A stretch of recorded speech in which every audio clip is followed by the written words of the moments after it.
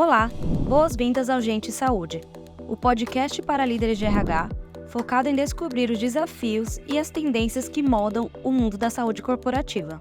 Por aqui, recebemos convidados para uma troca de insights e experiências estratégicas sobre saúde e bem-estar corporativo.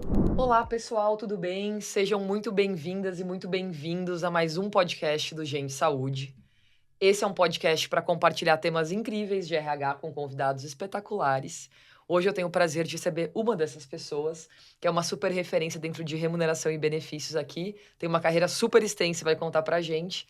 Eu queria dar muito boas-vindas a Lucimar. Seja bem-vinda ao Gente Saúde da Pipo. Obrigada, Manu. Obrigada pelo convite e bom dia para todo mundo. Boa. Eu queria começar que você contasse um pouquinho da sua trajetória. Quem é Lucimar por Lucimar? Como você veio parar nesse mundo de remuneração e benefícios? Conta pra gente. Bom, primeiro, a Lucimar, né, pessoa, mãe de duas gatas, uma de 4 patas e uma humana de 22 anos, que é o meu orgulho e a minha referência para uma série de coisas. Que legal. Então, lidar com o jovem acaba te dando, né, outras referências até para o mundo corporativo. Com certeza. A minha trajetória realmente é bastante extensa. Eu vim parar aqui, eu tenho mais de 30 anos de experiência, né, de trabalho. 30 anos de experiência, se eu for falar, eu trabalhei em 3 empresas, então... Que legal. Isso é um bom indicador para os dias de hoje. Para os dias de hoje, né? Eu comecei na área administrativa, no Rei Group, que era uma consultoria muito conhecida pela metodologia, o sistema Rei, né? Então, se falava muito do sistema Rei, mas eu entrei na área administrativa. Então, fui secretária, eu tinha meus 20 e poucos anos, e lá eu fui conhecendo o mundo, o que era, né, o mundo de remuneração, o que era o mundo de RH, mas eu trabalhava na área administrativa. E aí, como todo mundo, eu tinha um tutor ali, uma pessoa que era super referência na consultoria, era um dos sócios. Que legal. E um dia eu ficava ali como secretária, olhando aquela sopa de letrinhas de sistema Rei, de pontuação. Aí um dia ele falou assim, você não quer conhecer a área de negócio? Quero. E ali eu migrei, né? Comecei a ter interação, eu fui para uma área de pesquisa, que era a pesquisa salarial, trabalhava muito para dar suporte e fazer a manutenção dos sistemas de remuneração que a consultoria implantava, né? Que os consultores implantavam. Eu comecei a ter essa interação com remuneração, eu sou formada em administração de empresas, né? Então, eu comecei a usar muito a parte de estatística e fui pegando gosto, e ali eu cresci, fiquei por 10 anos no Rei Group. Que legal. E saí, então, assim, para mim, era minha família, o Rei Group estava há 10 anos aqui no Brasil, praticamente eu fiquei desde que veio para o Brasil, né, a multinacional americana. E ali eu falei, bom, eu preciso ouvir e ver outras coisas, né? Vou olhar a grama do vizinho e fui para uma outra consultoria muito parecida com o Rei Group, que era a Towers Watson, né? Legal. Trabalhei, aí lá eu já cheguei com uma outra visão, né? Fui como um nível de consultor mais sênior, né? Eu não era conhecida também como a pessoa que era secretária, né? Então, ali eu já tinha um outro olhar, um olhar mais de consultor, né? Conhecia, até por ser uma consultoria um pouco menor, então eu acabei abrindo um pouco mais o leque de conhecimento. No Rei Group era muito fatiada, né, as atividades. Então, eu cuidava de remuneração, mas muito mais focada em pesquisa. Legal. E aí, na Towers Watson, que foi a minha segunda grande escola, eu comecei a interagir, né, com outras coisas voltadas para a gestão de RH. Então, plano de cargos, salários, implantação. Ajudei nos projetos de remuneração fixa, variável, programas de comissionamento. Então, ali eu já comecei a sair do RH, né, do mundo mais de gestão de pessoas e mais gestão de análises e tudo mais. E fui pegando gosto. Fiquei mais 5 anos, e aí o bom filho a casa torna. Eu nunca tinha esquecido a minha primeira escola, voltei para o Rei Group. Fiquei por mais 5 anos lá, até que foi comprada pela Korn Ferry, que hoje é Korn Ferry. Trabalhei também como Korn Ferry, então foram as 3 consultorias que eu trabalhei. E aí, assim, um determinado momento da minha trajetória profissional, eu tinha muita vontade de conhecer o outro lado do balcão. Mas parece que o tempo foi passando, né? E no passado também tinha algumas questões que as empresas, elas tinha um certo receio de trazer um consultor para ficar do outro lado do balcão, Uhum. né? E eu achava que já tinha passado o tempo. Aí, na pandemia, no início da pandemia, como aconteceu com muita gente, a consultoria também teve uma série de revisões estruturais, eu acabei saindo, né? E eu achava que eu tinha 2 caminhos, porque todo mundo que sai da consultoria ou abre a sua consultoria ou vai para uma outra consultoria. Eu falei: "Eu já fui para 2, eu não tenho intenção de abrir a minha consultoria". Mas logo quando eu saí, eu acabei sendo convidada para tocar um projeto de consultoria numa empresa que eu estava negociando um projeto, né. Que legal. Acabei tocando esse projeto com o meu, né, a minha credencial, falei: Legal, gostei".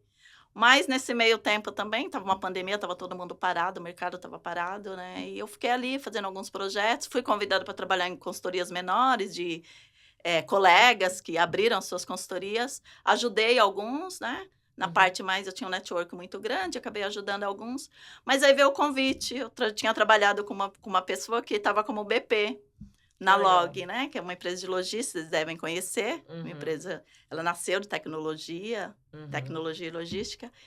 E aí eu fui convidada, a pessoa me ligou e falou: "Olha", eu tinha postado no LinkedIn que eu estava no mercado, a pessoa ligou e me falou assim: "Olha, tem uma vaga aqui que é a sua cara, é de alguém que vai desenvolver, é uma cadeira que hoje não existe, a pessoa o perfil da vaga é a tua". Era uma Uhum. vaga menor, né, mas eu nunca tinha atuado, eu falei: "Nossa, mas como RH de empresa? Que legal, vou topar". Aí eu ouvi bastante o desafio, a pessoa que me contratou também é alguém que veio de consultoria, que tem um perfil muito parecido com o meu, muito orientado a resultado, né, e tudo mais, e Uhum. falou: "Ó, a cadeira a gente precisa de uma pessoa com expertise, como a tua, porque eu preciso desenvolver políticas e práticas, né, e colocar em prática aqui programas de remuneração e de benefício". Aí foi só isso já me encheu os olhos, falei: "Eu quero". Aí eu fui, tem 3 anos, assim, Que legal. foi hoje eu estou como gerente de remuneração e benefícios, trabalho bastante com as estratégias, desenho de políticas, Legal. vivencio um pouco de processo, que era algo que eu não tinha, né, Exato. mas Isso que eu ia até perguntar, assim, falando um pouquinho de o que que você imaginava, né, porque acho que todo mundo faz essa transição em diferentes áreas de: "Ah, eu sou uma pessoa consultora, então eu faço mais projetos", para eu sou uma pessoa que trabalho com aquilo 100% do tempo, dentro de uma empresa, tem esse momento de viver coisas muito diferentes do que vivia, assim.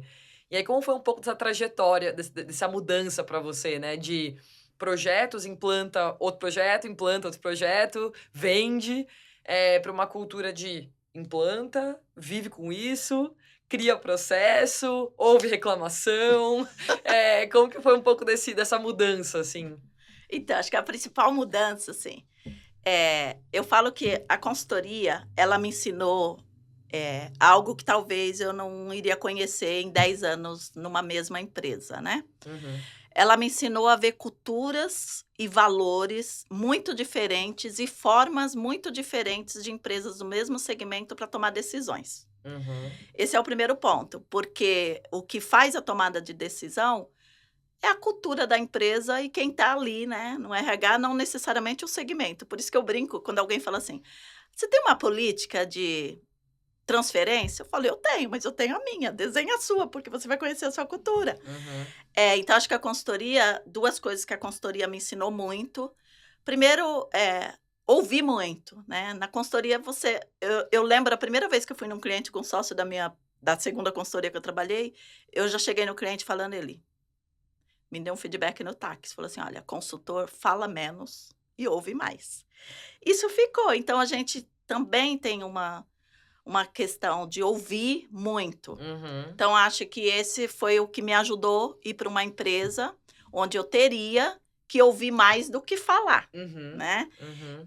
no primeiro momento. A grande mudança também, eu falo que eu experimentei do meu próprio veneno, porque você como consultor, você ouve o problema, né, a dor, você receita ali, e as consultorias elas são muito têm metodologias, né, então, às vezes Uhum, a receita é a mesma, só que você vai aplicar de dosagens diferentes, né. uhum, E aí você deixa para o RH, uhum. Não necessariamente o RH vai implantar 100% do que você deixou, mas você deixa ali o seu trabalho, né, a sua satisfação de entregar o projeto e deixar ele pronto, é muito legal. Uhum. Mas do outro lado, quando eu cheguei, eu falei: "Gente, agora eu vou entregar o projeto, né". Uhum. Eu acho que a diferença é essa, assim, você tem uma satisfação muito grande, hoje eu vejo, né, uma satisfação muito grande quando alguém me procura como referência para ajudar numa trilha de carreira, para Legal. ajudar a entender, questões de turnover, a área de talent me procura para ajudar a ver questões de atração. Que legal. Então eu vejo esse movimento acontecendo. Na consultoria você entregava projetos, né, acho que Uhum. essa é a grande diferença. E eu acho que uma outra diferença também que você aprende muito na consultoria, você tem uma visão de negócio muito maior. Você amplia a sua visão de Uhum. negócio, né. Por Uhum. que você precisa entregar um plano de cargos e salários? Porque é uma questão de negócio, não é do RH, Uhum. né. Então acho que essa foi a grande diferença e por isso talvez que algumas coisas tenham dado certo. Agora assim, qual foi o meu maior a minha maior questão, que talvez eu tenha sofrido um pouco mais, com processos. Eu não Uhum. sabia desenhar um processo. Eu Uhum. entrei, eu sabia desenhar um programa de remuneração variável, mas eu nunca tinha pago. Uhum. E a meu primeiro desafio foi: "A gente vai pagar bônus daqui 1 mês. Como que eu rodo, né, um pagamento de Com quem eu bônus, né, com quem eu falo? Que falo, né?" imposto recolhe? Essa parte mais de recolhimento de impostos, né, tem uma área que cuida mais dessa parte. Legal. Mas até para entender, né, Legal. assim, até para entender quais são as dores, né. Legal. E eu tenho uma dúvida muito uma curiosidade minha, assim, que é: quando você trabalha numa consultoria de remuneração e benefício, vai vender um projeto, quem são os seus principais interlocutores? Então, geralmente, quem levanta a mão dentro da empresa e fala: "Olha, eu preciso de uma consultoria". E aí, comparando isso com a sua experiência hoje trabalhando numa empresa, então, assim, quem são os principais interlocutores dentro da empresa? Então, falando um pouco das 2 visões, assim, quem que você ouvia como consultor e quem você ouve hoje, como pessoa de remuneração e benefícios dentro de uma empresa? Então, na consultoria, geralmente quem levanta a mão e procura a consultoria é o RH, Uhum, né. E aí também tem um lado super legal, porque o interlocutor vai saber do que você está falando. Geralmente eu estava falando de, questões técnicas de remuneração e quem uhum, estava do outro lado sabia o que eu estava falando. uhum, Esse é o lado positivo de quem te procura. O uhum, lado que não é tão positivo de quem te procura é que o briefing vem do RH e às vezes a dor que está lá na ponta, o RH não necessariamente é a pessoa que vai, né. E uhum, aí tal em algumas situações, você descobre isso no meio do projeto. uhum, Então toda a condução do projeto iniciou com RH, no meio do projeto você está fazendo uma entrevista às vezes com o conselho, com o CEO e ele vem com uma outra dor que não era essa dor que veio, talvez o projeto não vai te entregar isso, né. uhum, E aí, ali tinha as manobras de voltar com o RH e tal, essa é a parte que não é tão legal em alguns casos, né. uhum. Na maioria funciona, porque o RH ele vem com o briefing, ele que tá ali, né, Ele repassa. ele repassa. Na empresa, a diferença e eu sofri muito com isso, porque quem trabalha em consultoria a vida inteira tem um dialeto, né. Uhum, A gente fala o consultês. uhum, E eu tive que adaptar um pouco a linguagem, porque os meus uhum, interlocutores, primeiro, assim, tem o BP da área, né, eu tenho que uhum, passar pelo BP da área e chegar, né, em quem vai receber a informação. Então eu uhum, tive que adaptar muito a minha linguagem. E eu acho que assim, e também o que me ajudou, eu nunca entro numa reunião, e isso desde o início, eu nunca entrei numa reunião sem ter um briefing muito bom da área. Eu uhum, sempre estudei muito sobre a área. Ah, eu vou uhum, discutir com a área financeira? Deixa eu ver como funciona a área financeira uhum, aqui na empresa, né. uhum, E eu também eu aprendi a criar algumas relações mais, né, eu diria mais de perto com as BPs, uhum, com a área financeira, uhum. que é quem Os geralmente vai aliados, financiar, né. os Eu aliados. criei alguns aliados ali, algumas parcerias muito Uhum, boas, e eu nunca começo é meio chato às vezes, mas eu sempre que eu vou ter uma conversa, e alguém vai me pedir alguma sugestão, eu sempre começo com uma parte conceitual. Uhum. Vamos lá, vamos alinhar aqui os conceitos do que é remuneração Super importante. estratégica, né? Eu sempre começo a conversa com uma parte mais conceitual. Professora Lucimar. Professora, vamos falar de remuneração? Aí uma parte mais conceitual. Depois eu tento trazer uma parte que eu acho que é muito legal e que a consultoria também me trouxe isso. Eu entendo, assim, a gente já passa a entender muito do mercado. Uhum. Então eu trago uma parte conceitual, falo um pouco da prática de mercado e aí eu falo, bom, para gente, dado isso, eu tenho essa sugestão, funciona? Então sempre trago a parte conceitual, a parte de mercado e aí eu vejo o que funciona e eu já começo ali trazer uma certa confiabilidade, né, na fala. Acho que esses repertórios, eles acabam ajudando alguém que não necessariamente precisa entender tecnicamente, como eu entendo, não precisa ser o especialista de remuneração, mas vai entender quais são os impactos daquele pedido, daquela decisão, enfim. Eu queria entrar em alguns pontos que nem estão no roteiro, a gente vai sair do roteiro agora, mas que eu acho que são muito legais, especialmente para quem nos ouve e quer eventualmente fazer isso dentro da sua própria empresa, ou estar sentado numa cadeira, ou interagindo com alguém de remuneração e benefício pela primeira vez, que é falar de um instrumento muito importante, que é o briefing. Então, eu vejo muito, assim, e tô falando de um lugar de CEO, né? Muitas vezes o briefing ainda ele vem muito com um lugar de o que eu gostaria de ver ou o sonho, né? E aí vem aquela coisa de, a gente quer estar posicionado entre as 10 primeiras empresas que mais pagam, a gente quer fazer isso.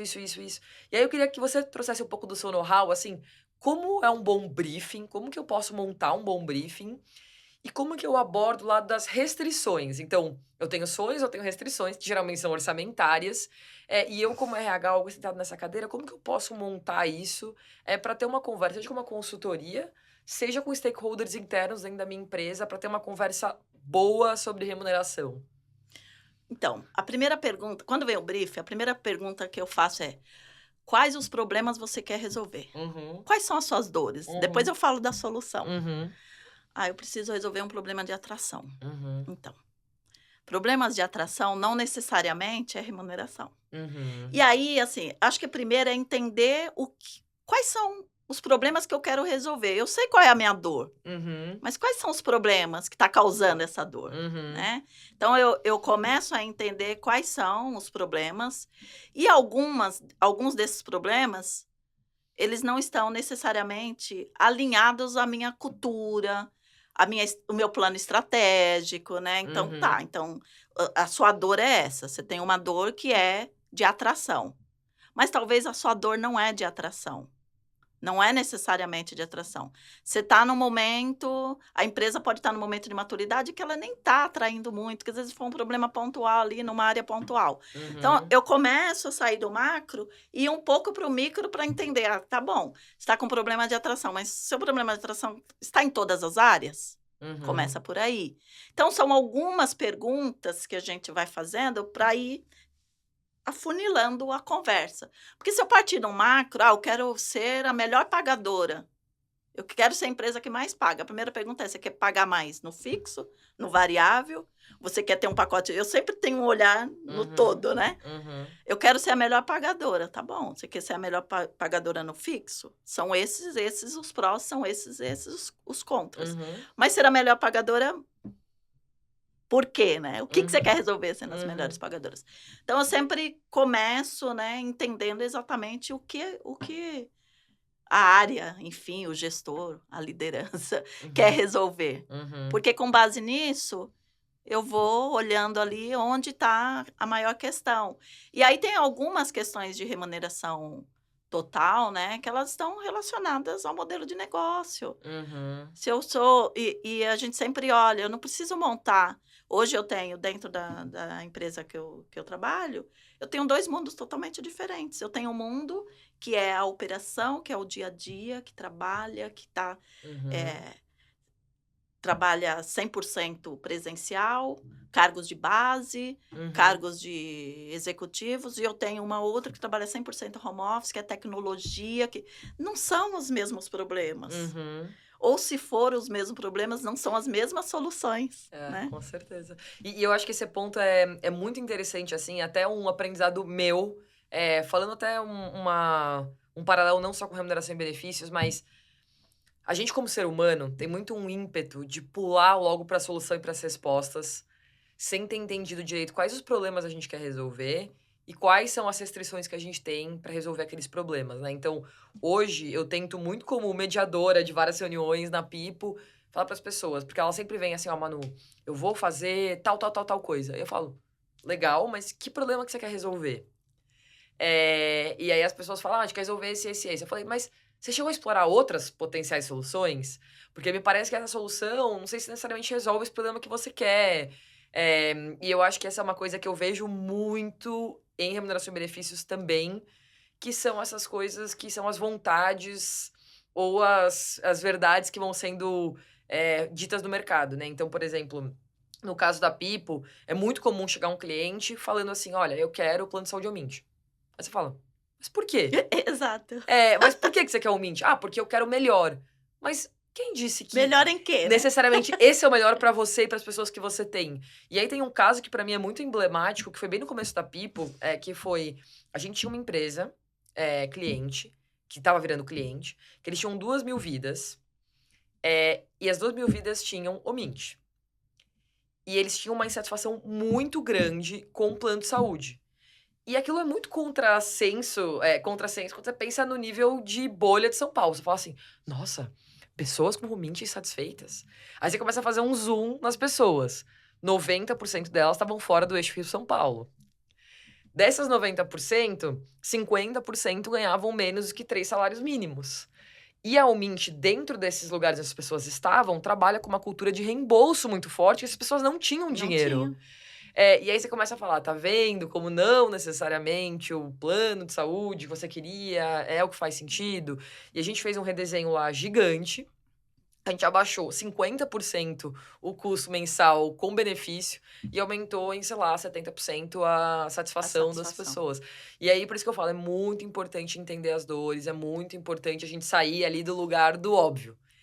E aí eu queria trazer uma outra, a gente estava conversando antes de começar, que é como você entende as dores não só que vem da liderança ou que vem dos stakeholders como CFO, CEO, BP, mas as dores que vêm dos colaboradores e como você incorpora isso no seu dia a dia como profissional de remuneração e benefício.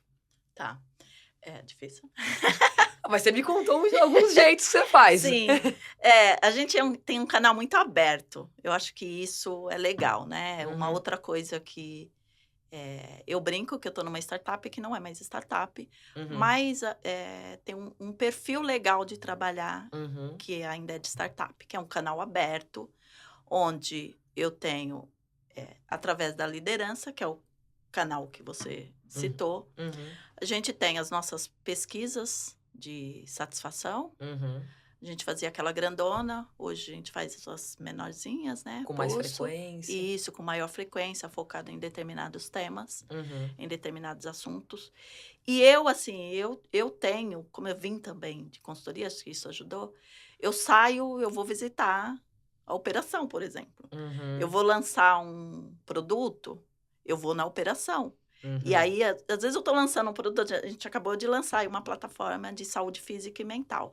Eu fui para a operação, nos 3 turnos, porque ali você ouve. E é engraçado, assim, porque você ouve algumas questões que você fala, mas isso existe, você não sabia? Nossa, aí a pessoa fica super feliz que aquilo existia, ela não sabia. E aí eu volto e falo, gente, a gente precisa melhorar nossa forma de levar a comunicação. Com certeza. Então, acho que são vários canais. O canal das BPs, eu acho que para mim elas são as pessoas, né, que ouvem muito de todos os lados, né, tanto da liderança, que é quem ela atende, quanto das próprias, né, dos próprios liderados.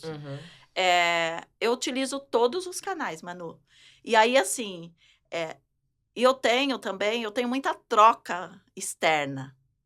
O meu network, os canais, os podcasts, todos os canais, eu utilizo todos os canais, não só o interno, que às vezes está meio enviesado, né, por algumas grupos de pessoas, às vezes é meio enviesado, Sim. né? Às vezes é a vontade da pessoa e não é a vontade de todo mundo que está ali. Uhum. Eu trago de todos os canais e volto e falo, bom, aqui eu acho que aqui cabe.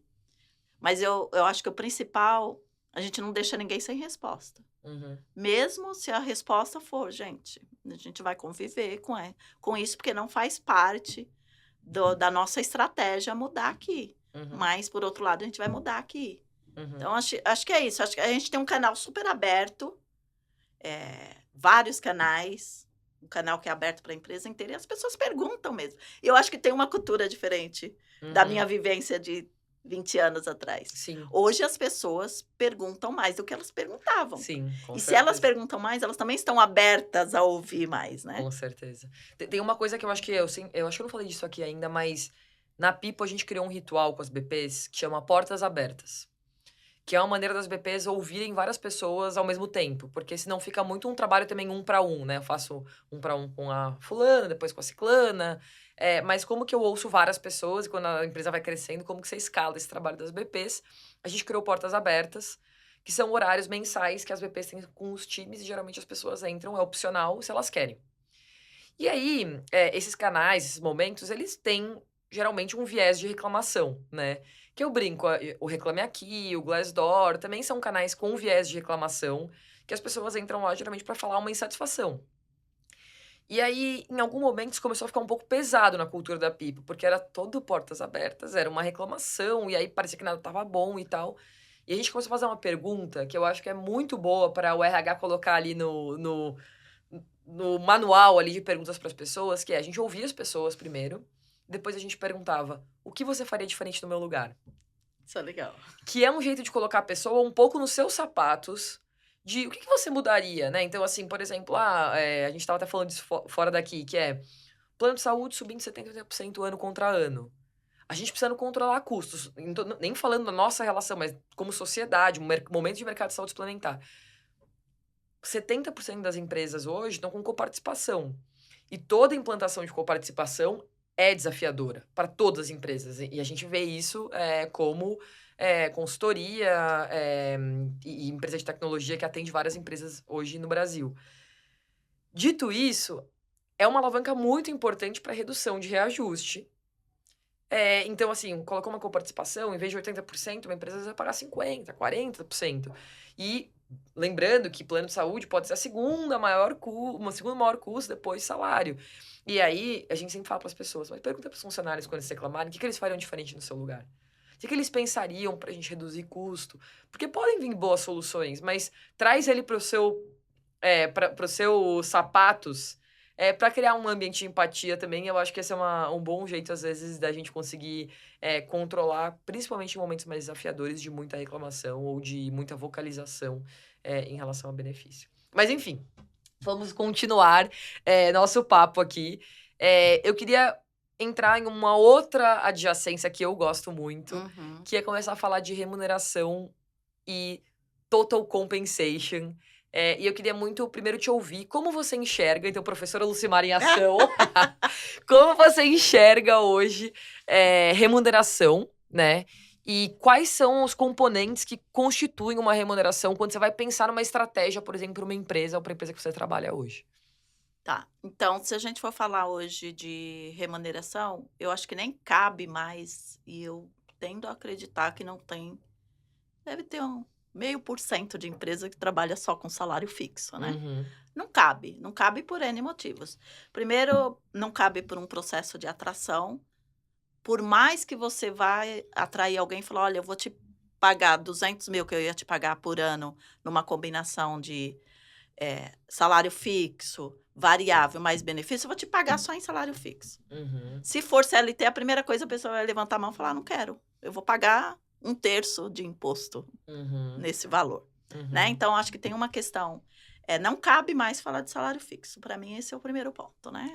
Gostei. Depois a gente vai falar mais disso, mas continua.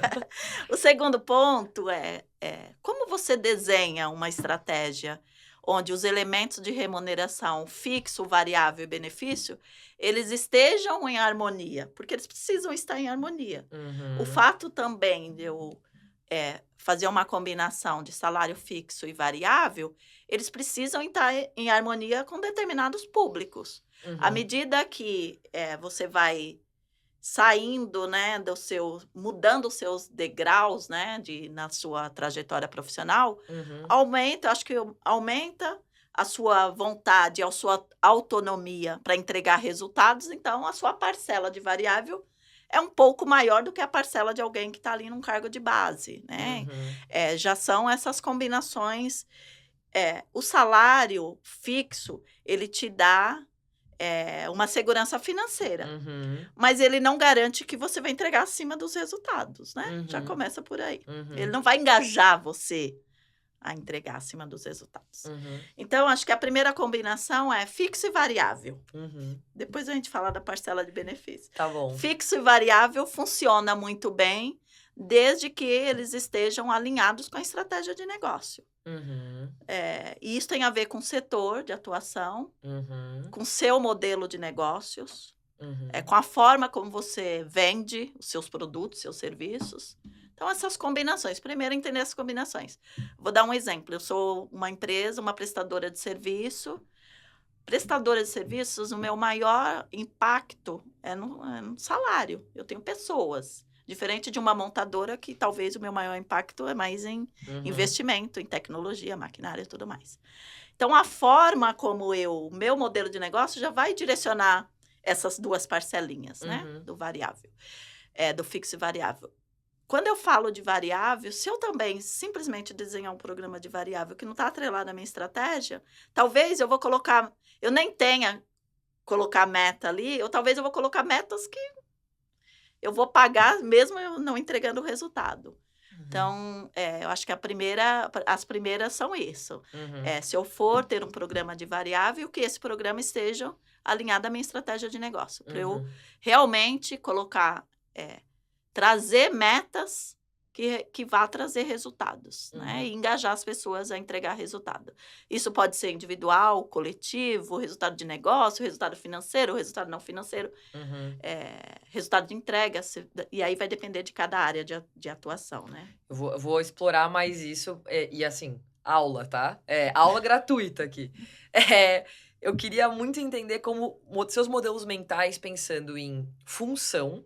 Então, você tocou um pouco nisso, né? Então, provavelmente a área de tecnologia tem um tipo de trabalho muito diferente de uma área de vendas. Então, como que você daria, assim, conselhos mais gerais para as pessoas quando elas pensam em diferentes funções dentro das empresas?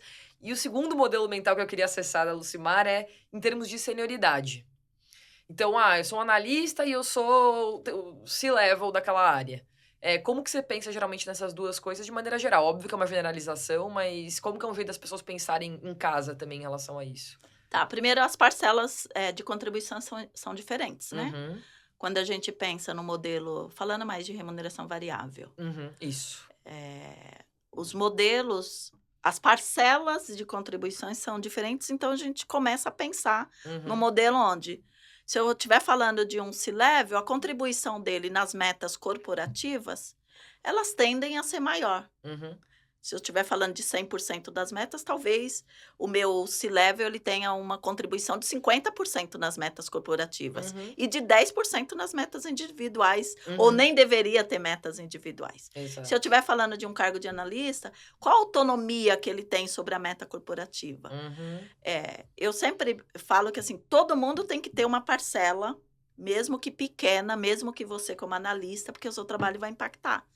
Mas uma parcela pequena. Talvez um analista ele tenha ali 10% de metas corporativas, 70% de metas de área, porque ele vai contribuir muito mais na área de atuação dele, e 20% talvez ou 10% de metas individuais, né? E aí, metas individuais, a gente sempre dá uma brincada ali entre metas, objetivos mais de entregas e objetivos mais de desenvolvimento, de cultura, um pouco voltada para valores.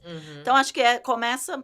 O desenho, ele já começa por aí, né? Com certeza. E aí, a definição de metas vai depender da sua área de atuação. Pode ser que aqui, quando eu chego num nível mais de analista, talvez a definição de metas dele é um pouco do que ele faz no dia a dia. Uhum. Não vai ter grandes projetos. E aqui eu vou ter grandes projetos, grandes metas. Legal. E aí, acho que a gente tá chegando aqui quase na etapa final, mas eu ainda vou fazer mais umas perguntinhas, porque eu quero aprender. Acho E que eu todo aqui mundo... falando, né? Não, mas eu acho que tá, assim, uma aula. E eu gosto muito, acho que só... Eu gosto muito de levar o podcast pra esse lugar, que é o lugar do fica prático e legal para as pessoas também aprenderem e usarem, sabe? Porque, senão, eu acho que às vezes fica uma história muito difícil as pessoas se conectarem. É difícil elas aplicarem. Isso aqui é para ser um ambiente de aprendizado, de aprendizagem em escala, né? Então, eu já tenho uma aula com a professora Lucimar, todo mundo junto, eu também tô aprendendo.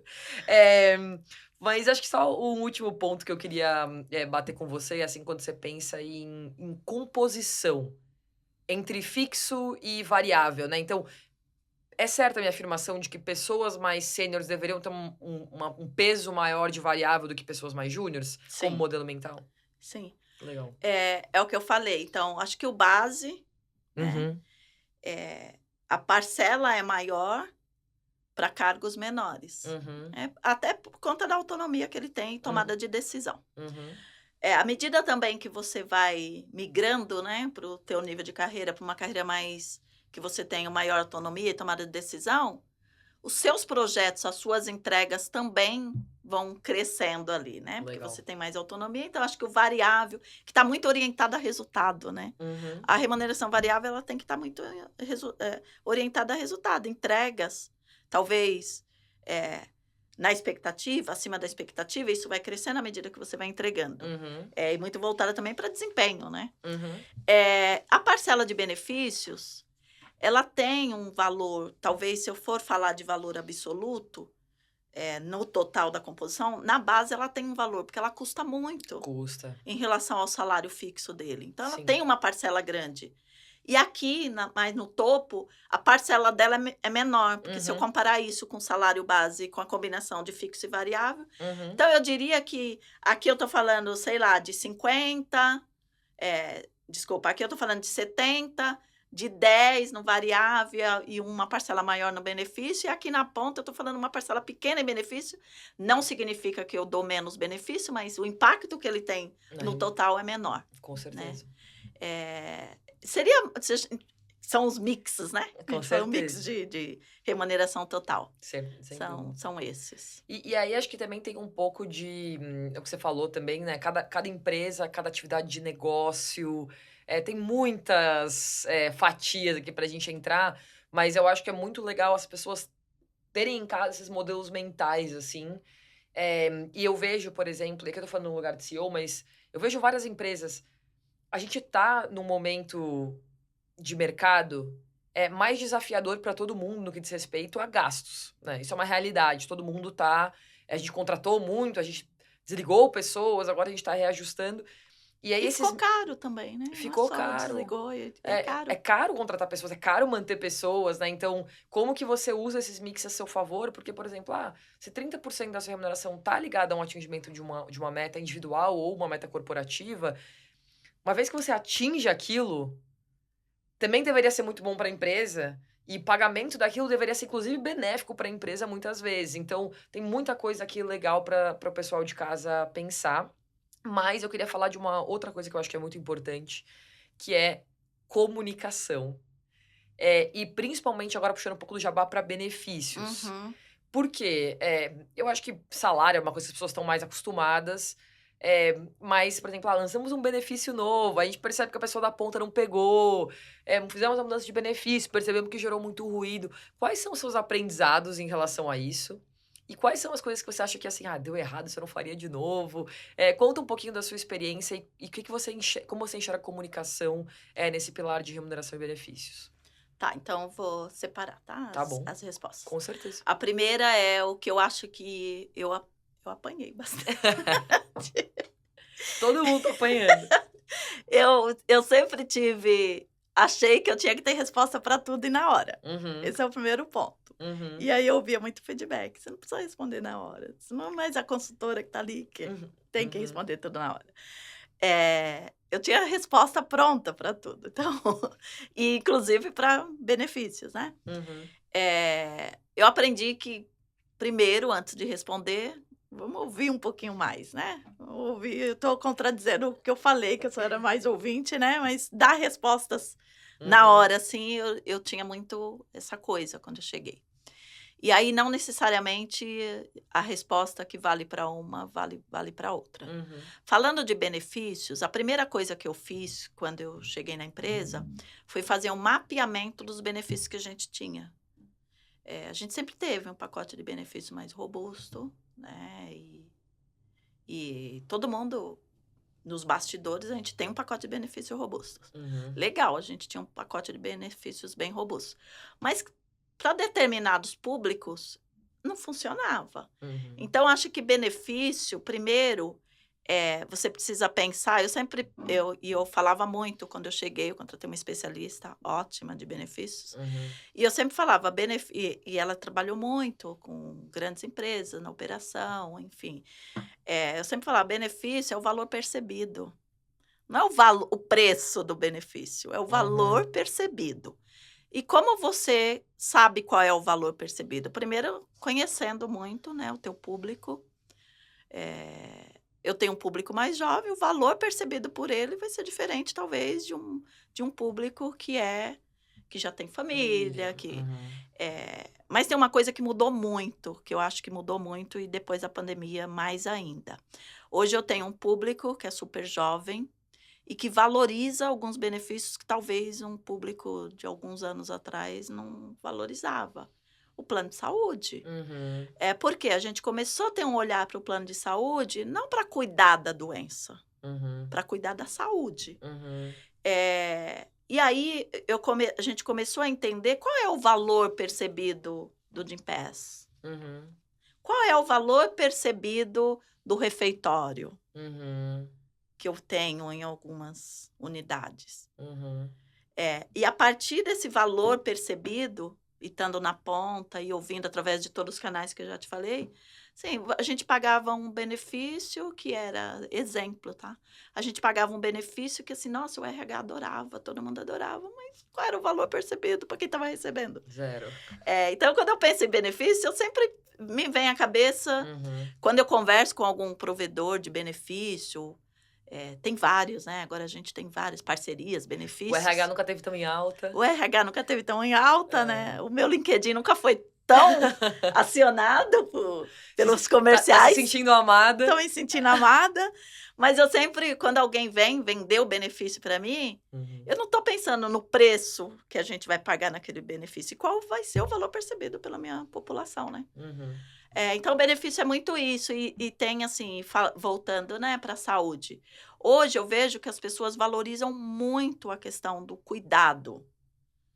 O cuidado à saúde. Não vou ficar doente e dar um melhor plano de saúde para ele se tratar. Não. Eu vou dar um plano de saúde que eu preciso, né? Não só... tem algumas questões legais que você precisa também, mas não é dar o plano de saúde e deixar lá a carteirinha para ele usar quando ele precisar. É ajudar ele nos programas de prevenção para que ele não precise acionar aquela carteirinha e ficar internado numa UTI. Então, assim, a gente começou a ter um olhar e eu trouxe todo mundo para essa conversa. Assim, vamos falar, vamos trocar o plano de saúde? Então, vamos pensar. Por que a gente quer trocar? E como vai ser percebido isso? Vamos colocar um incremento no seguro de vida. Gente, né? Então, são essas coisas, assim, a gente traz todo mundo para essa conversa. Legal. E aí desmistifica, eu acho, quando você está sentada com alguém que vem, você acaba desmistificando algumas coisas. Legal. Acho que esse ponto de valor percebido é muito bom. E acho que tem uma questão que a gente tem muito trabalho para fazer ainda, que é essa dicotomia entre, às vezes, o que o RH acha daquele benefício e o que o colaborador acha daquele benefício, como ele consome aquele benefício, né? Então, eu provoco muitas pessoas assim, legal, você tem 20 benefícios, né? Porque quando eu comecei a trabalhar, quando a gente fundou a Pipo, o motivo de orgulho do RH, às vezes, era o número de benefícios que ele oferecia. A quantidade. Quantidade. Então, assim, você chega aqui, você tem 20 benefícios. E eu vejo uma mudança de mindset muito grande nos últimos 5 anos, que é mais focada em qualidade e engajamento. E eu digo para as pessoas, o grande desafio que o RH tem no que diz respeito a benefícios é engajamento e engajamento cruzado. no sentido de que a sinistralidade do plano de saúde, por exemplo, no caso de uma população fabril, ela é consequência de alimentação no refeitório, Isso. ela é consequência de nível de sedentarismo na ponta, ela é consequência de nível de tabagismo na ponta. Então, a gente tem que pensar como essas coisas se cruzam e juntas elas combinam uma estratégia de benefícios, mas também uma estratégia de saúde e bem-estar das pessoas. Porque, independente de sinistralidade ou não, pessoas saudáveis produzem melhores resultados. E eu falo, a gente tem que ter isso como uma verdade dentro das empresas. A sinistralidade ela é importante, mas a sinistralidade ela é uma definição de sucesso de longo prazo. Porque ela depende de preço, ela depende de frequência, ela depende de custo de procedimento, ela depende de doença daquela população. E não necessariamente você vai mudar uma sinistralidade um ano contra o outro. Não. Mas você E só pode isso mudar a também não saúde das adianta, né? pessoas. É isso. Mas é uma conversa aí para outro podcast. Eu queria que a gente fosse mais pro finalzinho agora, chegando ao final. É o que eu chamo de bate-bola, jogo rápido. Que é, quem quiser continuar essa aula sobre remuneração e benefícios e eventualmente falar, como que eu aprendo mais sobre o assunto, me aprofundo aqui. Tem algum livro, pode ser página do LinkedIn, pode ser site, pode ser até conferência que você recomenda para alguém que quer se aprofundar no assunto? Então, eu sou péssima em livro, tá? Por isso que eu dou várias opções. O último livro técnico que eu vi, ele foi lançado há 30 anos atrás, mas se você começar... se você lê o livro hoje, ele tem muita coisa atualizada, que é o People Performance Pay, que é um livro que foi lançado, como eu disse, há 30 anos atrás, mas não estou recomendando, tá? É um livro gigante. Mas, assim, eu aprendo muito, como eu te falei, eu aprendo muito nos networks da vida, né? Que eu tenho ao longo de toda a minha trajetória. E hoje, assim, eu acho que esses canais... Eu gosto muito do Quinto Dia Útil, que é um canal da Carreira Miller. Que legal. Lá, assim, eu acho que eles trazem, apesar de ser uma consultoria, eles trazem uma linguagem muito simples para abordar assuntos extremamente técnicos de remuneração, benefícios, liderança, até uma parte... Eu não conheço muito a parte legal e trabalhista. Legal. E eu acho que esse canal, ele me dá uma aula, né? Que legal. Mas tem vários temas. Então, acho que esse é um dos canais que eu recomendo. Primeiro, porque tem assuntos dos diversos subsistemas de RH. E também é uma linguagem simples. Eu comecei agora o Gente Saúde, né? Que eu acho que também, né? Eu vi bastante das suas conversas com grandes especialistas de benefícios, de remuneração. E eu também aprendo muito nesses cursos mais rápidos, online, né? Tem várias instituições aí. Eu acho que é uma vasta...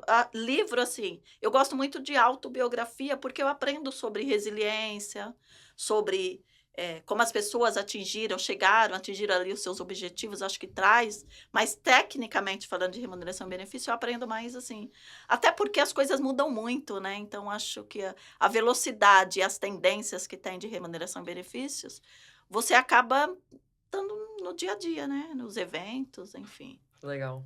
E aí, pra gente terminar aqui, eu sempre falo também um influenciador para quem quer se aprofundar no tema, né? A gente fiz uma enquete no meu LinkedIn há algum tempo, como as pessoas se informam, e mais de 70% delas disseram que se informam hoje por redes sociais. Então, que páginas você segue, que pessoas você segue, que você recomenda que as pessoas sigam aqui também para aprender mais? Então, aí eu vou puxar a sardinha para um monte de amigos, ex-consultores que agora estão com consultorias. Eu gosto muito assim, em geral, não tem um influenciador que eu falo, eu sigo tudo que ele posta. Eu gosto muito dos temas que a Fernanda Bilel, que é de uma consultoria, How to Pay, ela posta bastante coisa, ela traz vários artigos muito legais e de temas atuais de remuneração e benefícios. Eu também eu gosto muito das grandes consultorias, de materiais que eles publicam. Então, a maioria dos eventos que tem, de resultados de mercado, eles são publicados nas redes abertas, né, nas redes sociais das consultorias. Eu não tenho um influenciador, assim, que eu sigo. Eu tenho vários amigos que eu admiro, que são muito inteligentes no tema Isso já tá ótimo. Boa. Acho que, pessoal, estamos chegando ao final. Eu queria primeiro agradecer você, Lucimar. Acho que foi um dos episódios, não vou puxar sardinha aqui, mas mais legais que eu fiz, no sentido que eu aprendi muito, de verdade. E eu acho que ficou muito prático, a ponto de que outras pessoas também consigam aprender e consigam seguir seu raciocínio. Foi uma aula. Então, professora Lucimar aqui me ensinou muito e eu aprendi. Muito obrigada. Para quem quiser seguir esse episódio na íntegra ou outros, a gente tem tudo no Spotify e no YouTube do Gente Saúde. Muito obrigada para quem nos acompanha, para quem nos segue. Fiquem ligados que tem muito mais vindo por aí. Obrigada, Manuela.